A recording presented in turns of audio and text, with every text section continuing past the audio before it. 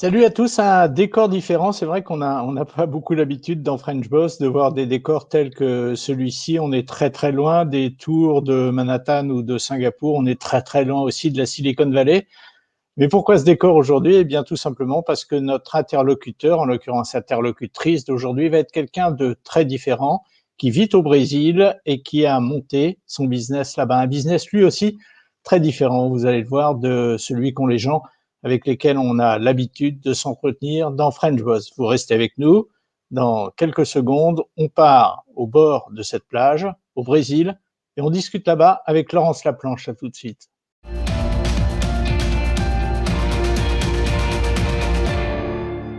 Alors, Laurence, on va passer une demi-heure ensemble et je vous cache pas que je suis ravi de passer une demi-heure avec quelqu'un comme vous parce que dans le cadre de cette émission, c'est vrai qu'on a souvent l'occasion de s'entretenir avec des gens qui sont dans le business pur et dur, dans les affaires, n'importe où dans le monde. Vous êtes quelqu'un de différent et pour le prouver, on va tout de suite parler de la photo qui est derrière moi et que je vous ai demandé de m'envoyer. C'est la photo d'une plage du nord-est du Brésil, sur l'Atlantique. Je voudrais savoir, vous allez me dire le nom de l'endroit exactement, parce que je ne parle pas un mot de portugais brésilien, et vous allez m'expliquer la place qu'a cet endroit dans votre vie, peut-être personnelle, mais aussi et surtout votre vie professionnelle. Alors, oui, en effet, je suis installée donc dans un petit village du nord-est du Brésil, Pontal do Maceo, qui est dans l'état du Ceará, un état où c'est 28 degrés toute l'année, dans l'eau, dans l'air, un ciel bleu 320, 330 jours par an. Donc voilà, c'est déjà une première qualité qui m'a beaucoup plu ici. Et en fait, je suis arrivée sur cette plage en vacances. Et je suis tombée amoureuse du coin, un petit village tout tranquille, euh, avec une population brésilienne, mais qui a toujours le sourire, avec un spot de kite, donc là où la photo a été prise, un spot de kite fabuleux, voilà, et un climat des plus favorables. Et du coup, voilà, j'ai posé mes valises ici et j'ai décidé d'acheter un terrain sur la plage, de construire ma petite maison d'hôte et de monter mon petit business comme ça et d'organiser les séjours de mes clients en fait, avec toutes les activités, faire découvrir le coin, la région, etc. Et ça, c'était il y a 4 ans, Laurence, en Alors, juin 2016. voilà, donc j'ai découvert le coin en 2015. J'ai acheté mes terrains, etc., tout ça à ce moment-là, entre 2015 et 2016. Et je suis arrivée, j'ai vraiment posé mes valises début d'année dernière et j'ai ouvert juillet de l'année dernière. Donc je suis là vraiment depuis janvier 2019, non 18, pardon. D'accord. Alors, ce qui est intéressant dans votre démarche, il y a beaucoup de Français qui, un jour, pour des raisons diverses, qui tiennent souvent à des raisons personnelles d'ailleurs, donc c'est pas tellement de notre propos aujourd'hui. Il y a souvent des gens qui quittent la France et qui partent dans des pays comme ça magnifiques pour voir ce qu'ils peuvent y faire et qui souvent ouvrent des chambres d'hôtes, des choses comme ça. Vous, la démarche, elle est différente. Vous avez véritablement créé un hôtel. Il y a une envergure un petit peu différente dans la décision et le choix que vous avez fait. Alors, aujourd'hui, je peux dire que je suis entre les deux, entre la maison d'hôte et l'hôtel, parce que, alors, mon idée première, c'était un hôtel, bien évidemment, mais arriver sur place et construire, etc., les moyens sont retrouvés différents. Hein. J'ai fait tout ça, tout ce projet avec mes petites économies, et donc du coup, l'envergure a dû être différente et j'ai dû revoir un petit peu mes projets à la baisse. Donc, pour le moment, j'ai 4 chambres. Donc ça s'apparente plus à de la maison d'hôte, mais avec un côté service hôtelier, c'est-à-dire que les clients sont reçus comme à l'hôtel et j'ai tout le travail d'accompagnement de pas conciergerie, parce que j'aime pas trop ce mot, mais d'organisation, de planification à côté, qu'on peut retrouver à la réception d'un hôtel ou des choses comme ça. Donc on est entre les deux et j'ai bien dans l'idée que ça se développe un peu plus et de pouvoir rajouter des chambres à mon espace. Alors, on va parler de votre quotidien professionnel, donc depuis quelques temps ici au Brésil. Je dis ici, j'y suis presque, hein, mais en fait, j'y suis pas véritablement encore. On va en parler. auparavant, moi, j'ai regardé votre CV, je suis surpris par votre CV. Il marque des ruptures importantes. Vous avez travaillé, vous êtes de Grasse, hein, enfin, vous travaillez à Grasse, en tout cas, vous êtes Voilà. du sud de la France, de Oui, la je Côte suis de d'Azur, Cannes. de Cannes. Vous avez travaillé à Grasse pendant très longtemps. Vous avez travaillé dans le parfum pendant 14 ans auparavant. C'est Pourquoi ça. vous avez changé? C'est pas seulement le fait d'avoir découvert un bel endroit. Ben, Si? c'était, alors, à la base, c'était au tout premier plan, un peu un surmenage, hein, comme beaucoup, hein, beaucoup de stress, beaucoup de responsabilités et un ras-le-bol, envie de faire des choses pour moi et compliqué en France, donc pas d'idées, compliqué. Et puis au cours de ce voyage, donc je suis tombée amoureuse de ce coin. J'ai eu une opportunité pour acheter des terrains, donc j'ai acheté qui au départ n'était pas forcément pour y faire quelque chose, mais plus à titre d'investissement dans une région en plein développement touristique. Et quand j'en ai eu vraiment ras-le-bol et que je me suis dit bon allez, c'est aussi ta santé qui est en jeu, il faut que tu prennes les choses en main et que tu fasses autre chose.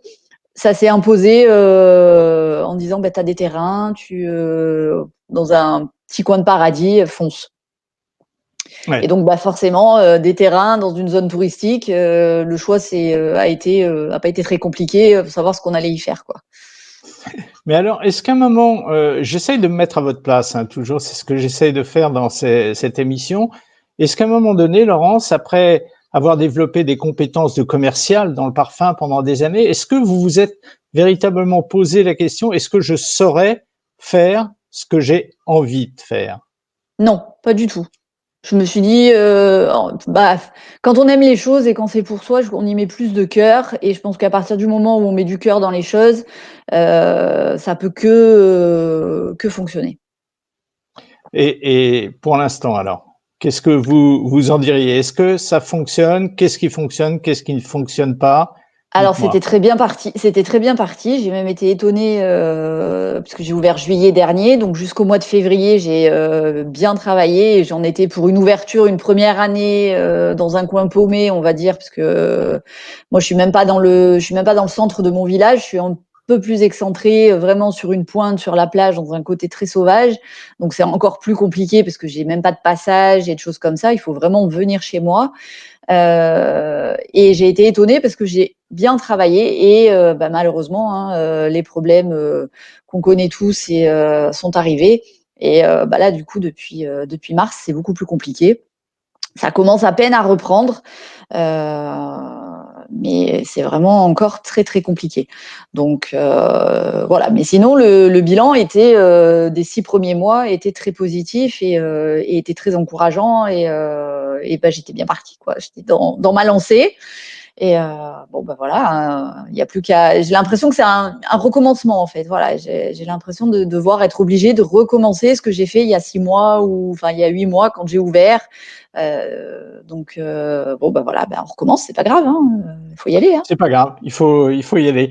Alors, C'est comme ça, je c'est comme vais ça pour tout le monde. Donc de toute façon, on n'a pas le choix, donc faut y aller. mais c'est vrai, Laurence, que vous êtes dans un secteur qui a quand même été extraordinairement touché par le virus. Le secteur du tourisme, c'est un secteur qui a énormément souffert partout dans le monde. Un petit mot d'ailleurs sur la manière dont ça a été ressenti par vous au Brésil, dans cette partie du nord-est du Brésil.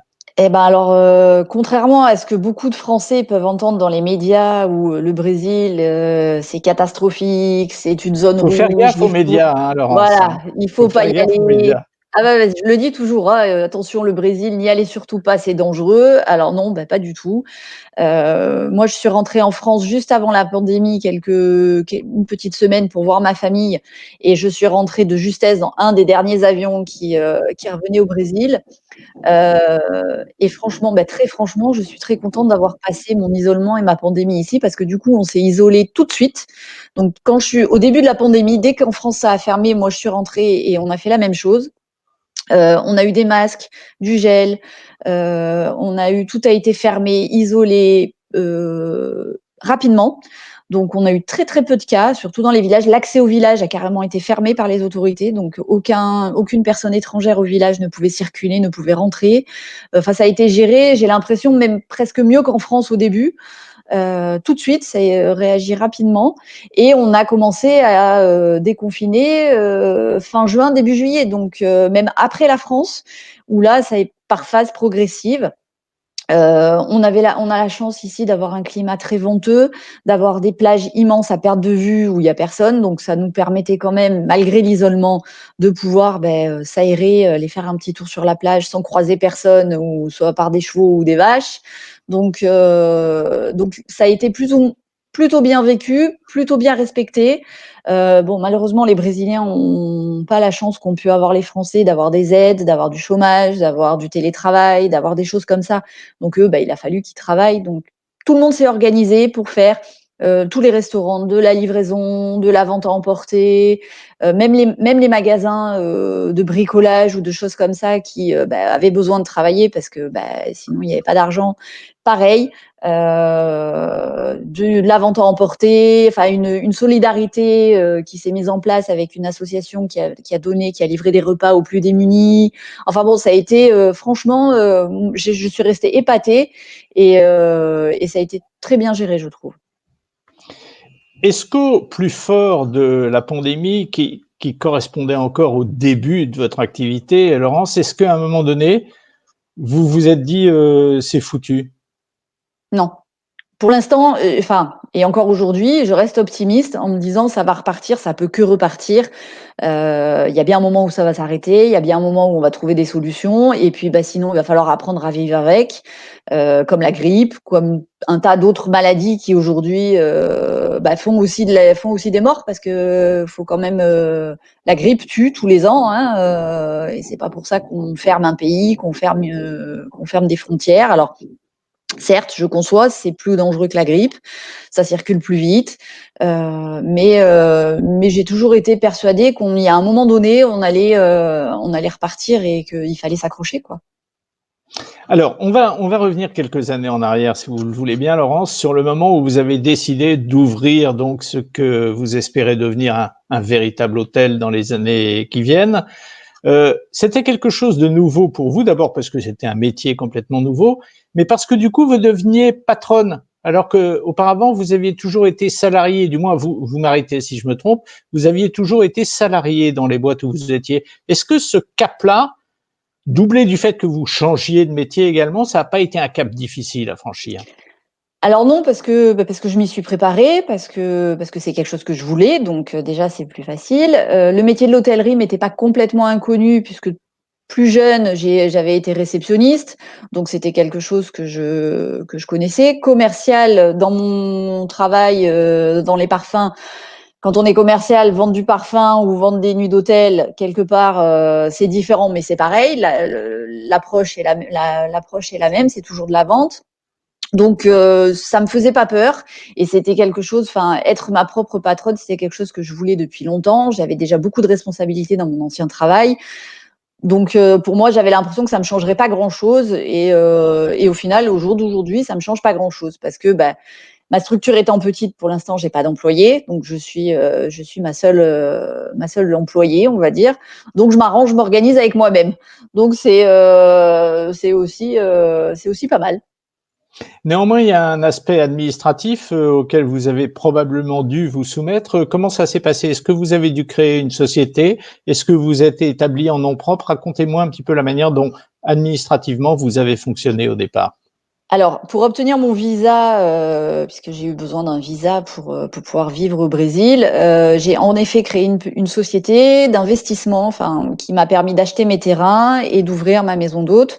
Et cet investissement donc m'a permis d'avoir mon visa permanent pour le Brésil. Donc oui, en effet. Et pour tout ça, je me suis fait aider par une agence parce que je n'y comprenais rien, je parlais pas la langue. Enfin bon, là c'était voilà. Donc là, je me suis fait aider par une agence qui a mis en place tout ça, cette société, le visa, les achats, etc. Et une fois que j'ai eu mon visa et que je me suis retrouvée sur place, là, tout est passé. J'ai plus besoin de l'agence, j'ai besoin d'un comptable comme partout en France pour une société. Mais on a fait une société très simple. La fiscalité est assez simple au Brésil. Et voilà. Et du coup, voilà, je fais ma petite compta normale. J'envoie tout à mon comptable et voilà. Mais néanmoins, vous faites quand même un métier aujourd'hui qui est un métier différent, qui est le métier d'entrepreneur. Le fait même que vous fassiez votre compta, c'est peut-être pas quelque chose que vous avez fait pendant toute votre vie. Est-ce que vous avez l'impression aujourd'hui, après toutes ces expériences que vous avez vécues dans le passé, dans votre vie professionnelle, est-ce que vous avez l'impression d'apprendre aujourd'hui beaucoup? Et ma question en filigrane, c'est est-ce que le fait de devenir entrepreneur, c'est un redémarrage dans la vie et qu'on apprend de nouvelles choses? Alors, normalement, oui. Enfin, oui, en général, oui. Moi, j'avais la chance dans mon ancienne entreprise d'avoir beaucoup de casquettes, parce que d'avoir fait du commercial, d'avoir géré une usine, d'avoir fait toute la comptabilité, d'avoir fait de la gestion client, d'avoir fait, enfin voilà. Donc, au cours de mes 14 années dans cette entreprise, j'ai vraiment fait plein de choses. Donc, à ce niveau-là, j'étais déjà assez riche et pour pouvoir justement gérer une entreprise. Là où j'apprends, c'est plus sur le côté, c'est le Brésil en lui-même, c'est-à-dire sur la culture du Brésil, c'est-à-dire qu'ici, il faut être patient. Ici, si vous arrivez avec le stress français ou européen, ça marche pas. Il faut, c'est oui, demain, demain, demain, demain. C'est toujours demain. Donc voilà, il faut trouver le bon demain, mais c'est toujours demain. Il faut être patient. Cela dit, Laurence, je vous interromps, mais étant natif du Sud, ayant vécu et travaillé dans le Sud, c'est une mentalité qui est pas si éloignée que ça de celle des gens du Sud, non? Ou de Ça dépend. certaines parties du Sud, je dirais Peut-être plus certaines exactement. parties, et puis ça dépend aussi peut-être du travail, et cetera. Mais moi, je sais que là où j'étais, c'était tout de suite. Il fallait avoir les réponses avant les questions, et D'accord. c'était du tac au tac, c'était du jour, de la nuit. Je travaillais beaucoup à l'international, donc avec des décalages horaires et voilà. Donc au final, je pense aussi que c'est quelque chose dont j'avais besoin, c'était de me calmer et de me poser et de pouvoir apprécier les choses. Et je trouve que c'est l'endroit parfait parce que voilà, c'est pas aujourd'hui, ça sera demain. Ok, ça sera demain, c'est pas grave, c'est pas grave. Ouais. Ouais, donc on revient à notre question. Vous apprenez plus aujourd'hui sur la vie même au Brésil, le fait de vivre au Brésil, que sur le métier d'entrepreneur, parce qu'entrepreneur, c'est un C'est ça. métier. Oui, D'accord. c'est ça, parce que et puis j'apprends aussi sur moi-même, à me poser, à m'écouter, Ah, parce que vous vous écoutiez pas avant? beaucoup moins, beaucoup moins. Donc j'avais pas le temps. Là, aujourd'hui, je prends le temps, je vis aussi pour moi, j'en profite. Quand j'ai des clients, je pars en balade avec mes clients, c'est moi qui les emmène en balade. Donc, en fait, c'est du travail, mais sans être du travail, c'est du plaisir aussi. C'est beaucoup de plaisir, beaucoup d'échanges, beaucoup de partage. Et ça, je trouve que c'est différent. Et c'est là où ça fait du bien aussi. Racontez-moi, Laurence, comment vous faites aujourd'hui pour, j'allais dire recruter, c'est pas le mot, mais enfin pour trouver des clients qui viennent chez vous? Est-ce que vous utilisez largement les réseaux que vous aviez peut-être développés auparavant en France? Alors moins, non, c'est des réseaux différents, bien différents, parce que là, je m'adresse directement au consommateur final, alors que dans mon métier précédent, c'était plutôt des distributeurs, des revendeurs ou des choses comme ça. Donc l'approche est un peu différente. J'utilise beaucoup les réseaux sociaux. Euh, je suis beaucoup sur des groupes, sur oui, des groupes de voyageurs, etc. Et c'est bien là où je parle beaucoup de mon coin de paradis et je fais rêver beaucoup de gens et sans être obligée de faire de la pub pour moi. J'ai beaucoup conseillé des voyageurs sans même les avoir vus et sans même les croiser, mais beaucoup conseillé sur la région puisque je la connais un petit peu maintenant. Et du coup, et c'est surtout comme ça en fait. Et c'est souvent une accroche personnelle qui se fait avec les gens et du coup j'ai envie de venir chez toi, ce que tu proposes, je suis voyageuse toute seule, c'est vrai que le Brésil toute seule ça fait peur et en porte d'entrée du Brésil ou de l'Amérique du Sud, elles arrivent chez moi, on fait des balades, on part en buggy, on fait du cheval, on va faire des cours de kite, on va en soirée et on se fait un petit apéro ici et la Ça plage va, et une ça va régate et voilà. ça va la vie, Laurence? C'est Ouais, pas, c'est bien, vous ouais. vous souffrez pas trop de votre vie actuelle? Ah non, moi je suis très bien là, ça me plaît bien. Ça se voit, Et je vous rassure, ça se voit. bon, voilà, c'est l'essentiel. Et en fait, voilà, et les gens, ça leur donne envie et ça leur.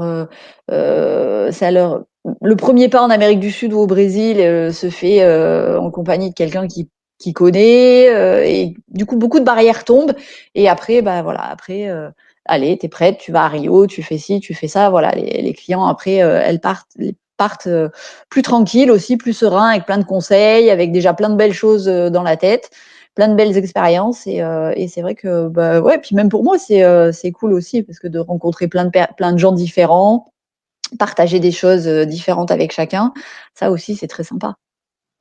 Laurence, après vous avoir lu quelques trucs sur vous, après vous écouter depuis plus de 19 minutes, j'ai une impression, vous allez me dire si je me trompe, j'ai l'impression que, allez, je vais employer un gros mot, je sais que ça le fait pas, et puis en plus de ça, ça peut pas du tout correspondre à vous, j'ai l'impression que vous êtes très couillu, vous n'avez pas peur.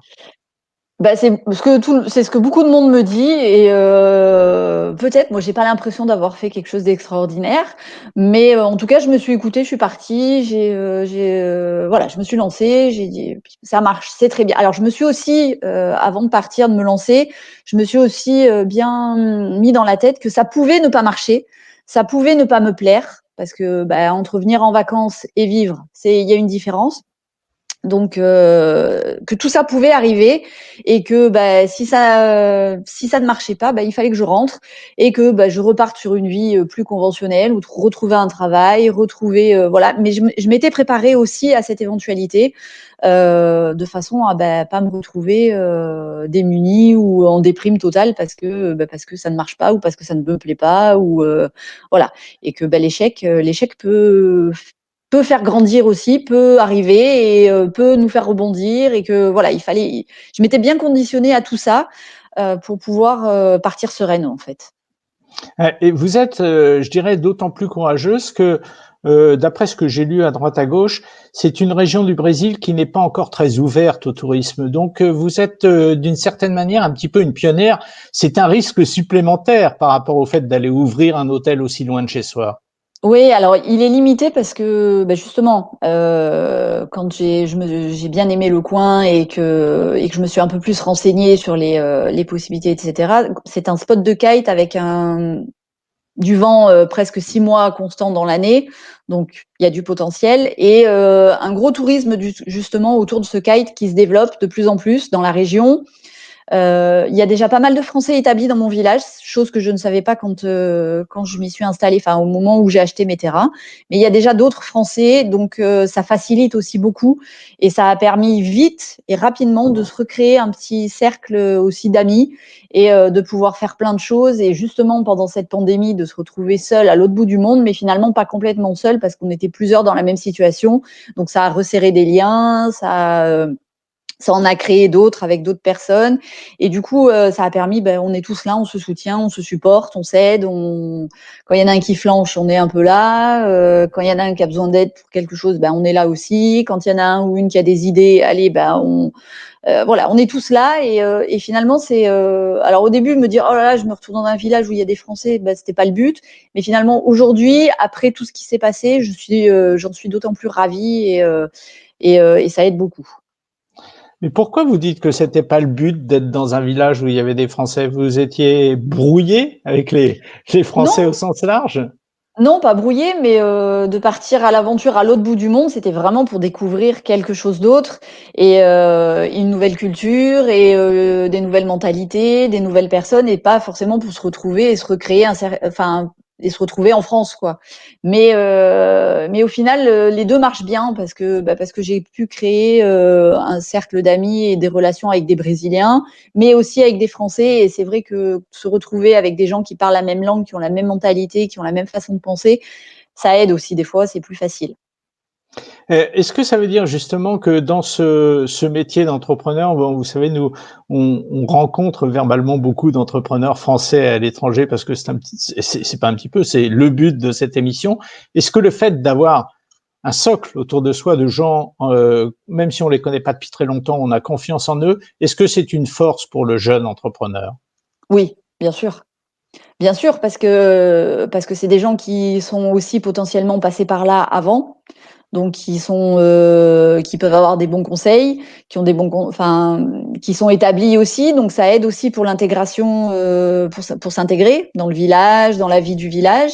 Moi, ça s'est fait relativement facilement aussi, mais puis c'est vrai que quand je suis arrivée, j'ai aussi vécu quelques semaines chez des Brésiliens parce que parce qu'il fallait que je me loge, etc. Donc j'ai été reçue gracieusement chez une amie quelque temps, mais après il a fallu que le temps que mes travaux finissent, je me suis logée chez des Brésiliens, etc. Donc tout ça aide aussi à l'intégration dans la vie du village et dans la communauté.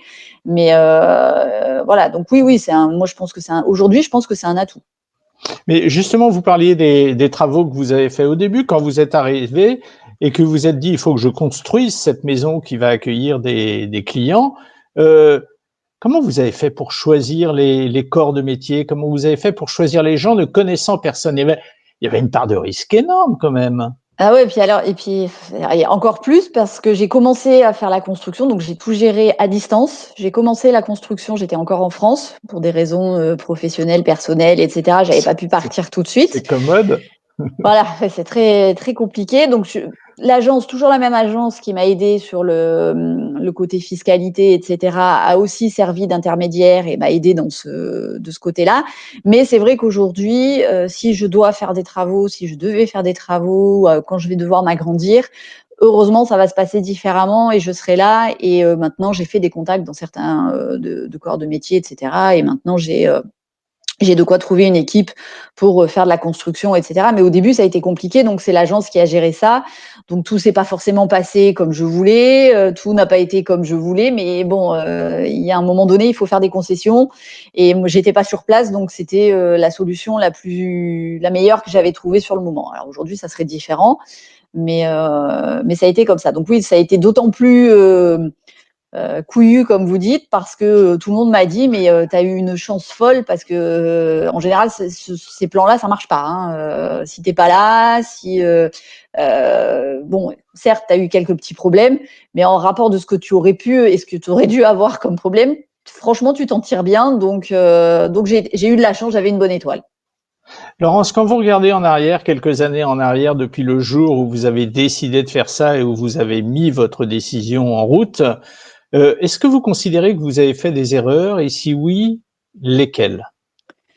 Bah ça, c'en est une, hein, l'erreur de pas venir, de pas être sur place et de pas prendre le temps de chercher, voir ce qui se fait, etc., etc. Ça, pour moi, je pense que c'en est une. Donc ça m'a coûté, on va dire, un petit peu plus cher. Voilà la conséquence.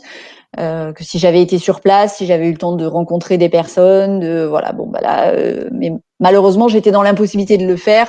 Donc bon bah l'un dans l'autre, il y a un moment donné, il faut bien avancer, il faut bien prendre quelques décisions et voilà. Et peut-être que si j'étais venue, je m'en serais peut-être pas sortie non plus. Donc faut pas regretter, faut pas voilà, faut juste dire, je me dis juste bon bah voilà, maintenant je suis là, ça se passera différemment. Et voilà. Donc non. Et puis comme je dis, moi je suis d'une nature assez positive et optimiste et que chaque échec ou chaque erreur sert à avancer et à pas justement à pas les refaire et à pas voir les choses différemment. Donc voilà. Donc non, à part être sur place un peu plus tôt que ce que je l'ai été, je pense que c'est la seule chose que je pourrais éventuellement regretter aujourd'hui. Financièrement, Laurence, comment vous en sortez aujourd'hui? Parce que c'est une question que beaucoup de gens se posent. Parce que c'est vrai que votre aventure, elle est tentante pour beaucoup de gens, mais avec cette question au bout de la route, comment je vais faire financièrement? Comment vous en sortez quelques années après la création de votre hôtel? Et jusqu'en février, ça allait très bien, parce que comme j'avais très bien travaillé, ça allait très bien. Mais bon, ce que j'ai pu mettre de côté, évidemment, m'a servi à vivre tous ces mois sans clients. Voilà, donc là, il faut que ça redémarre, hein, parce que sinon, j'avoue que ça va être un petit peu plus compliqué. Mais sinon, voilà, moi, j'ai eu la chance de pouvoir réaliser ce projet avec mes économies. Donc de pas avoir de crédit, de pas avoir de choses comme ça. Donc ça, Ça change tout. ça change tout. Voilà, c'est ça. C'est Ça sûr. change tout. J'ai mon bien aujourd'hui, donc bon, ici la vie coûte pas très cher. Si vous vivez à la brésilienne, ça coûte pas très cher, niveau nourriture, niveau vie locale, etc. Donc ça permet, voilà, ça. Mais maintenant, il faut que ça reprenne. Qu'est-ce que le fait d'être entrepreneur pour quelqu'un qui a été salarié toute sa vie change dans le regard des gens? Est-ce que vous avez l'impression que les gens se comportent avec vous de la même manière maintenant que vous êtes entrepreneur qu'ils ne se comportaient avec vous quand vous étiez salarié de boîte? Non, parce que bah, ces gens-là, ce sont ma famille, ce sont mes amis proches, donc apparaître content et être derrière moi, j'ai eu la chance quand j'ai dit que je voulais faire ça et que je voulais partir d'avoir pour ainsi dire tout le monde derrière moi en me disant mais t'as raison, c'est top ce que tu fais, vas-y, de toute façon on sait que t'en es capable, vas-y, vas-y. Donc j'ai pas eu de frein à ce niveau-là et donc du coup non, je pense à peut-être un peu plus de fierté de certains, de la part de certains parce que j'ai monté mon projet, parce que je suis toute seule, parce que voilà parce que je suis encore là et malgré tout ce qui a pu se passer, j'ai toujours la pêche, le sourire et l'envie de continuer. Mais non, sinon non. Après ici, je me suis fait une nouvelle communauté, mais qui elle m'a vu arriver en tant qu'entrepreneur et m'a pas connu salarié. Donc non, pas spécialement beaucoup de différence, à part peut-être oui un peu plus de fierté de la part de certains. Et on revient, Laurence, pour terminer donc à cette question que je vous posais, sur laquelle j'ai un petit peu dérivé moi-même. Quel conseil vous donneriez à un jeune qui serait tenté par une aventure professionnelle telle que la vôtre? De le faire. De le faire, de se donner les moyens de le faire. Alors c'est sûr qu'après, il y a des conditions qui font on peut avoir l'envie, mais on peut ne pas avoir les moyens de le faire. Il y en a qui ont les moyens, mais qui n'ont pas l'idée ou pas l'envie. Voilà, mais je pense qu'il faut, si on a une envie, c'est toujours une expérience qui est bonne à prendre. Ça marche ou ça ne marche pas, mais on rebondit. La vie, elle est faite de plein d'expériences, de plein de choses. Et je pense que si c'est quelque chose qu'on a au fond et qu'on a vraiment envie de faire, faut le faire. Voilà la leçon qui nous est administrée aujourd'hui par Laurence Laplanche, invitée de French Boss. Merci d'avoir été avec nous pendant cette demi-heure, Laurence. C'était sympa Merci et Eric. vous êtes quelqu'un de volontaire, en tout cas. C'est ce qu'on peut dire au terme de cette conversation. Ben, j'espère, et puis j'espère que ça donnera envie à certains de venir découvrir ce petit coin de paradis du nord-est du Brésil où il fait beau et chaud toute l'année. Eh ben, en tout cas, moi, je vous souhaite une bonne chance et une bonne continuation pour la suite, Laurence. Merci beaucoup d'avoir été avec nous.